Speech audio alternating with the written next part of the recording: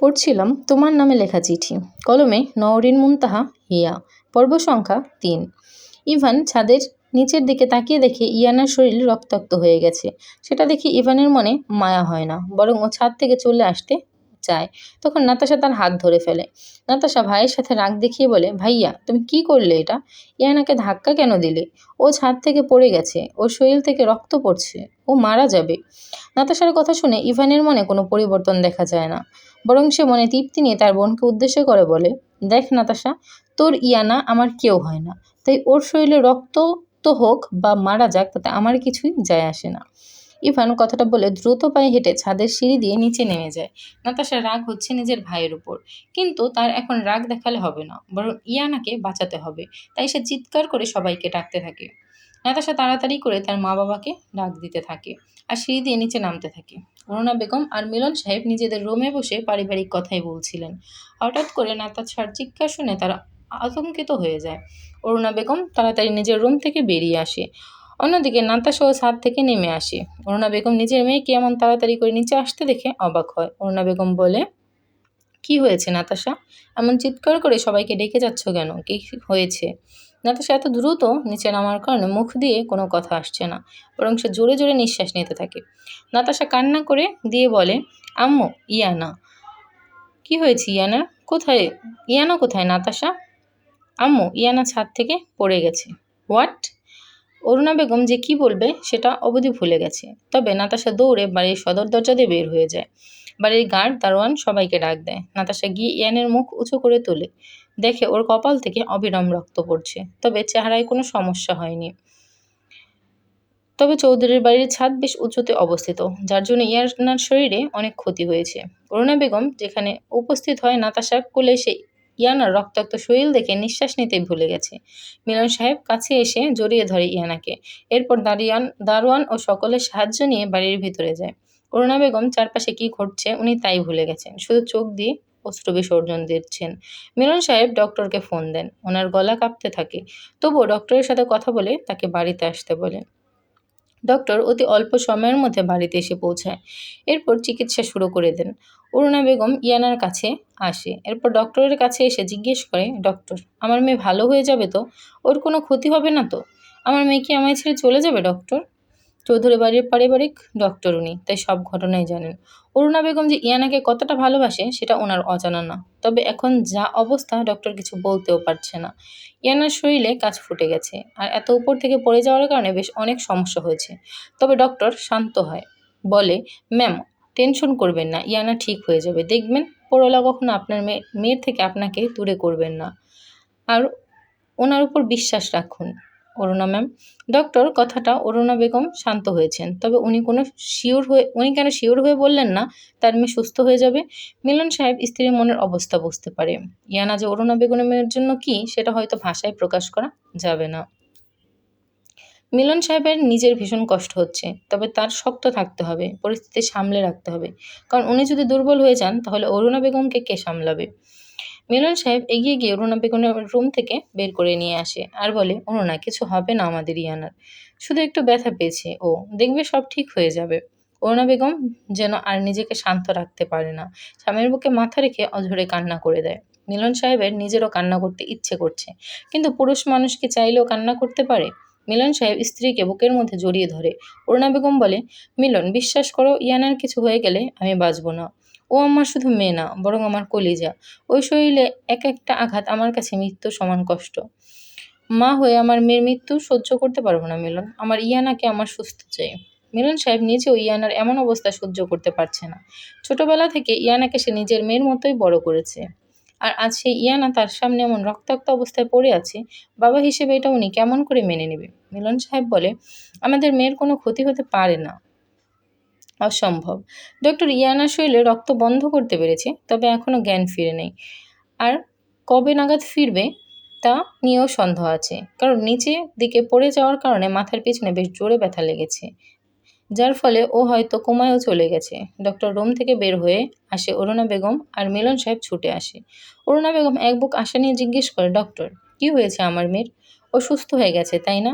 আমার মেয়ের সাথে আমি কথা বলতে চাই। বলুন, সুস্থ হয়ে গেছে ইয়ানা তাই না? অরুণা বেগম কষ্ট দেখে ডক্টরের বেশ খারাপ লাগছে, তবে সত্যি ঘটনা বলা উচিত ওনার। ডক্টর বলে, সরি ম্যাম, আমরা ইয়ানার শরীরে রক্ত বন্ধ করতে সক্ষম হয়েছি, কিন্তু ওনার জ্ঞান ফিরাতে পারিনি। হয়তো মাথায় আঘাত লাগার কারণে উনি কোমায় চলে গেছেন।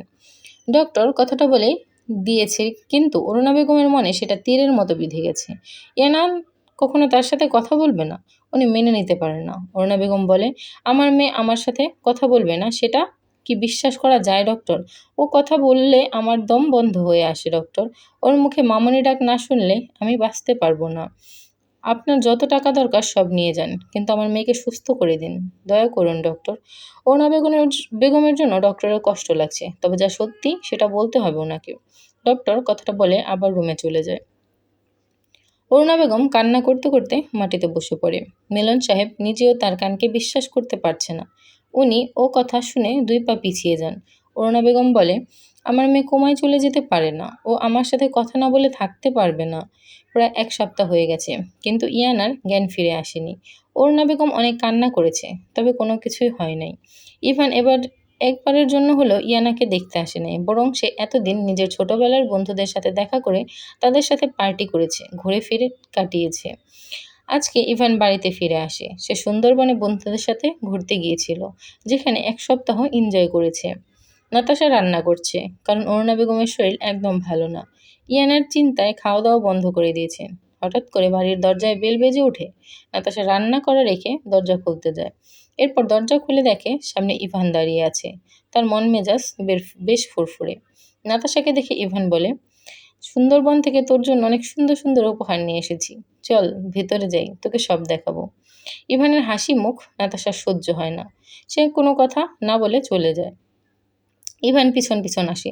ছাদ থেকে ইয়ানাকে ধাক্কা যে ইভান দিয়েছে সেটা এখনো অবধি কেউ জানে না। নাতাশা কাউকে বলেনি, তবে নিজের ভাইয়ের উপর সকল ভালোবাসা তার শেষ হয়ে গেছে। কারণ তার ভাইয়ের এতটা জঘন্য রূপ দেখে তার মনের মধ্যে শুধু ঘৃণাই হয় ইভানের জন্য। ইভান বলে, আচ্ছা বাড়িতে মানুষ এত কম কেন? আব্বু আম্মু কোথায়? আব্বু অফিসে গেছে, আর আম্মু রুমে আছে, আর ইয়ানা কোমায়, ওর জ্ঞান ফিরে নাই। এই ইয়ানার কথা জানতে চাই নাই আমি। ও যদি মারা যায় তাহলেও আমার কিছু যায় আসে না। ইভানের কথাটা শুনে নাতাশা নিজের রাগ নিয়ন্ত্রণ করতে পারে না, কারণ ইয়ানাকে সে তার বন্ধুর মতো দেখেছে। ছোটবেলা থেকে তারা সমবয়সী থাকার কারণে একসাথে পড়াশোনা করেছে, খেলা করেছে। আজকে ইভান তার সাথে এমন করেছে সেটা না নাতাশা মেনে নিতে পারে নাই। নাতাশা রাগী কণ্ঠে বলে, ভাইয়া, ইয়ানা মারা গেলে তোমার কষ্ট হবে না, কারণ তোমার মধ্যে কোনো মনুষ্যত্ব বলতে কিছুই নেই। আরে মানুষের তো একটা পশুকেও খুন করার আগে তার কষ্ট হয়, কিন্তু তোমার হয় নাই, কারণ তুমি মানুষ না, অমানুষ হয়ে গেছো। তোমার মধ্যে কোনো মনুষ্যত্বই নেই, ছি। হ্যাঁ, আমি অমানুষ, কারণ ওই ইয়ানার উপর আমার কোনো ফিলিংস নাই। ওকে ঘৃণা করি আমি। ভাইয়া, তুমি সেদিন ইয়ানাকে ছাদ থেকে ফেলে ধাক্কা দিয়ে মেরে ফেলার চেষ্টা করেছো। কালকে দেখা যাবে নিজের বোনকেও খুন করে ফেলবে। নাতাশার কথা শেষ হওয়ার আগে হঠাৎ করে একটা গ্লাস ভেঙে যাওয়ার শব্দ শুনে ইভান আর নাতাশা পিছনে ফিরে তাকায়। পিছনে ফিরে তাকিয়ে দেখে অরুণা বেগম দাঁড়িয়ে আছে, ওনার হাতে থেকে গ্লাস ভেঙে গেছে। নাতাশা তাড়াতাড়ি করে তার মায়ের কাছে যায় আর বলে, আম্মু তুমি এখানে? কোনো কিছু কি দরকার তোমার? অরুণা বেগম কোনো কথা শোনে না, বরং সে নাতাশার হাত সরিয়ে দিয়ে সামনে দাঁড়ায় ইভানের। ইভান ভালো করে তার মায়ের দিকে তাকিয়ে দেখে শরীরে কোনো শক্তিই নেই মনে হচ্ছে। গলার হাড় দেখা যাচ্ছে, এমন অবস্থা হয়েছে অরুণা বেগমের। অরুণা বেগম বলে, নাতাশা এইটা কি বললো ইভান? তুমি কি সত্যি ইয়ানাকে ছাদ থেকে ধাক্কা দিয়ে ফেলে দিয়েছো? ইয়ানা কোমায় চলে যাওয়ার পেছনে কি তোমার কোনো হাত আছে ইভান? ইভান তার মায়ের কথা শুনে একটু অদ্ভুত রিয়াকশন দেয়, যেখানে তার খারাপ লাগা বা ভালো লাগা প্রকাশ পায় না। ইভান খুব শান্ত স্বরে সত্যি কথা বলে দেয়, আমি ইয়ানাকে ছাদ থেকে ফেলে দিয়েছি। ওই মেয়েকে খুন করার ইচ্ছে ছিল, কিন্তু বেঁচে গেছে। যদি মরে যেত তাহলে আরো ভালো হতো। ইভানের শান্ত স্বরে বলা কথাটা অরুণা বেগমের মনের মধ্যে অশান্তি আর রাগের ঝড় তোলে। অরুণা বেগম শরীরের সব শক্তি দিয়ে ইভানের গালে থাপ্পড় দেয়, যার দাগ স্পষ্ট ফুটে ওঠে ইভানের গালে। নাতাশা নিজেও চমকে যায় ইভানের নিজের গালে হাত দেওয়ার আগে আরেকটা থাপ্পড় পড়ে ওর গালে। অরুণা বেগম অগ্নি চোখে তাকিয়ে গর্জন করে বলে, তোমার সাহস কি করে হয়? তুমি আমার মেয়েকে খুন করার চেষ্টা করলে। তোমার জন্য ইয়ানা আজকে কোমায় চলে গেছে। আমার ছেলে হয়ে তুমি একটা মেয়েকে খুন করার চেষ্টা করছো। তুমি একটা খুনি ইভান। আজ প্রায় 15 বছর পর অরুণা বেগম আবার নিজের ছেলের গায়ে থাপ্পড় দিলেন। অরুণা বেগমের শরীরের রাগ ঠিক কতটা সেটা ওনার চোখ দেখে বোঝা যাচ্ছে। ইভান নিজের গালে হাত দিয়ে দেখে সেখানে থাপ্পড়ের দাগ বসে গেছে। আজকে আবার ওই ইয়ানার জন্য তার মায়ের কাছ থেকে থাপ্পড় খেতে হয়েছে। তার ইভান তার ইভান বলে, হ্যাঁ আম্মু, আমি খুনি, ওই ইয়ানার খুনি। ওই মেয়ের জন্য আমার জীবন থেকে সব সুখ নষ্ট হয়ে গেছে। ওই মেয়েকে আমি ঘৃণা করি। ছাদ থেকে ফেলে দিয়ে মেরে ফেলতে চেয়েছি ওকে, কিন্তু একটুর জন্য বেঁচে গেছে। তবে পরের বার ওকে সত্যি খুন করে ফেলবো আমি। ইভানের কথা শুনে অরুণা বেগম সত্যিই অবাক হয়। তার ছেলে হয়ে কেন মেয়েকে কোনো মেয়েকে খুন করার চেষ্টা করতে পারে ভাবতে পারেনি। 15 বছরে ইভানের রাগ কমে নাই, বরং সেটা সময়ের সাথে সাথে ঘৃণায় জন্ম নিয়েছে। অরুণা বেগম বলে, ইভান, কেন ঘৃণা করো তুমি ইয়ানাকে? কি করেছে ও তোমার সাথে? আম্মু, ইয়ানা আমার যা ক্ষতি করেছে সেটা অন্য কেউ করেনি। ওর জন্য আজকে আমার মা আমার থেকে দূরে সরে গেছে। নিজের পরিবার থেকে 15 বছর দূরে থাকতে হয়েছে শুধুমাত্র ওই মেয়ের জন্য। যদি ইয়ানা আমার জীবনে না আসতো তাহলে এত কিছু হয়তো হতো না। তাই ঘৃণা করি ওকে। তার জন্য কি তুমি ইয়ানাকে খুন করার চেষ্টা করবে ইভান? হ্যাঁ, করব। অবশ্যই করব। ওকে আমি মেরে ফেলতে চাই। ইয়ানা তোমার বউ হয় ইভান। অরুণা বেগমের কথা শুনে ইভান হাসে আর বলে, যেখানে বিয়েই আমি মানি না সেখানে ইয়ানাকে বউ হিসেবে কি করে মেনে নেব? ইয়ানা নামটা আমার কাছে ঘৃণিত নাম। ওকে দেখলে আমার শুধু ঘৃণাই লাগে। হাসপাতালে ইয়ানার চিকিৎসা হচ্ছে এখন। ওর অবস্থা ভালো। বিদেশ থেকে সবচেয়ে বড় ডক্টর ওর জন্য নিয়োগ দেওয়া হয়েছে। 3 দিন আগে ইয়ানার মাথায় একটা অপারেশন করা হয়, যার কারণে ওর শরীর এখন সুস্থ, তবে কোমা থেকে বের হয়নি। হাসপাতাল থেকে অপারেশন শেষ করে ওকে কালকে বাড়ি নিয়ে আসা হবে। জানালা দিয়ে মিষ্টি রোদ আসে ইয়ানার রুমে। ওর চোখ খুলে যায় আস্তে আস্তে করে। চোখ খুলে দেখে সে তার রুমে আছে, তবে আশেপাশে কেউ নেই। ইয়ানা নিজের মাথায় হাত দিয়ে উঠে বসে। টেবিলে থাকা ঘড়ির দিকে তাকিয়ে দেখে সেখানে দুপুর হয়ে গেছে। এরপর মাথা ধরে বিছানা থেকে উঠে বসে। তার কভার থেকে ফোন বের করে সেখানে দেখে তারিখ দেখে সে চমকে যায়। ইয়ানা বলে, আমার যতদূর মনে পড়ছে আমি 1 তারিখ ছাদ থেকে পড়ে যাই, কিন্তু আজকে তারিখ দেখাচ্ছে 7। তাহলে কি আমি 7 দিন অজ্ঞান ছিলাম? ইয়ানার মনে পড়ে সেদিন ছাদে থাকা ছেলেটার কথা, যে তাকে ধাক্কা দিয়ে ফেলে দিয়েছে। কিন্তু সেই ছেলের পরিচয় কি এ বাড়িতে? কি করছে সেটা ইয়ানা জানে না। আশেপাশে অরুণা বেগম বা নাতাশাকে দেখতে পায় না সে। ইয়ানা বলে, মামুনি কোথায়? ভালো বাবা কোথায়? আমি এতদিন ধরে অজ্ঞান ছিলাম, নিশ্চয়ই মামুনি অনেক টেনশন করেছে আমার জন্য। আমাকে মামুনির কাছে যেতে হবে, কিন্তু মাথায় এমন ব্যথা কেন করছে? ইয়ানা মাথায় হাত দিয়ে দেয়ালে হাত দিয়ে দিয়ে বাহিরে যায়। অন্যদিকে ইভান আর অরুণা বেগমের ঝগড়া এখনো থামেনি, বরং সেটা বেড়ে গেছে। অরুণা বেগম বলে, ইভান, তোমার আর ইয়ানার বিয়ে হয়েছে। ইয়ানা তোমার বউ, সেটা তুমি ভুলে যেতে পারো না। আইনিভাবে ইয়ানা তোমার বিবাহিত স্ত্রী। আম্মু, তুমিও ভুলে যেও না, ইয়ানা আর আমার যখন বিয়ে হয়েছে তখন আমাদের দুইজনই নাবালক ছিলাম। সে আইনি কোনো বৈধতা নেই আমাদের বিয়ের। তবে ইসলামী শরীয়তে ইয়ানা আমার বউ, আর আমি সেখান থেকেও ওকে মুক্তি দিতে চাই। ওকে তালাক দিব আমি। অরুণা বেগম ইভানের কথা শুনে অবাক হয়ে যায়। অন্যদিকে ইয়ানার মাথায় প্রচুর ব্যথা করছে, কিন্তু বাড়ির সবাইকে সে দেখতে চায়। ইয়ানা শুনতে পায় বাড়ির ড্রয়িং রুম থেকে মামুনির শব্দ শোনা যাচ্ছে, তাই ইয়ানা সেখানে যায়।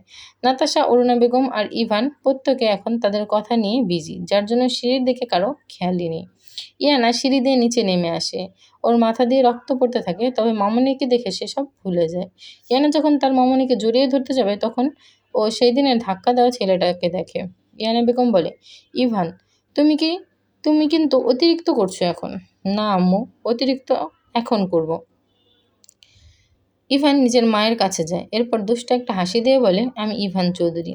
নিজের সজ্ঞানে সুস্থ মস্তিষ্কে নিজের বিবাহিত স্ত্রী ইশতিয়া জান্নাত ইয়ানাকে তালাক দিচ্ছি। 1 তালাক, 2 তালাক, 3 তালাক। আজকের পর থেকে ইয়ানার সাথে আমার ইসলামিক শরীয়তের মতে কোনো সম্পর্ক নাই। ইয়ানার সাথে আমি সকল ধরনের সম্পর্ক ছিন্ন করলাম। ইভানের কথায় চৌধুরী বাড়ি নীরব হয়ে যায়।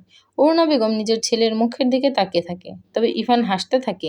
ওর মন আজ খুশি, অনেক খুশি। নাতাশা খেয়াল করে পিছনে ইয়ানা দাঁড়িয়ে আছে, যেটা দেখে নাতাশা অবাক হয়ে বলে, ইয়ানা,